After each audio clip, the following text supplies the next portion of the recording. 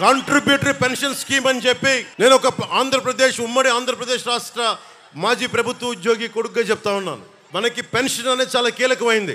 జగన్ వచ్చినప్పుడు 2019లో contributory pension scheme రాగానే వారం రోజులు తీసుకొస్తానని చెప్పి మోసం చేశాడు. ఈ రోజు వరకు ఊసేతట్లా. మొన్న నారా చంద్రబాబు నాయుడు గారు 4 దశాబ్దాల సుదీర్ఘ అనుభవం ఉన్న 3 పర్యాయాలు ముఖ్యమంత్రిగా ఉన్న వ్యక్తి, వారికి ఒకటే చెప్పాను, కూటమి ప్రభుత్వం రాగానే మనం అసెంబ్లీలో ఉద్యోగుల కోసం కాంట్రిబ్యూటరీ పెన్షన్ స్కీమ్ గురించి ఒక చర్చ మొదలు పెట్టాలి. దానికి సంవత్సరం లోపు బలమైన పరిష్కారం కనుక్కోవాలి. అది ఉద్యోగులకి నిజంగా భద్రత. అది పెన్షన్ అనేది పెద్ద కొడుకు లాంటిది. మా నాన్నగారే మా దగ్గర డబ్బులు తీసుకునేవాళ్ళు కాదు. ఎందుకంటే మీరు ఏం మాట్లాడతారో తెలియదు, మీరు గబుక్కునంటే ఒక ఉద్యోగికి పెన్షన్ అనేది భద్రత. అలాంటి భద్రత ప్రభుత్వ ఉద్యోగులు కల్పించాలనేదే మా కూటమి తాలూకు ఆకాంక్ష. నేను జగన్ లాగా అబద్ధాలు చెప్పట్లా, జగన్ లాగా వారం రోజుల్లో మీకు అద్భుతాలు చేస్తామని చెప్పట్లా.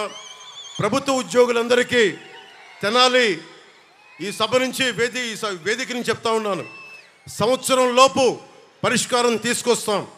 మీ భద్రతకి బలమైన దారి వెతుకుతాం. మీరు బెంబేలు పడకూడదు.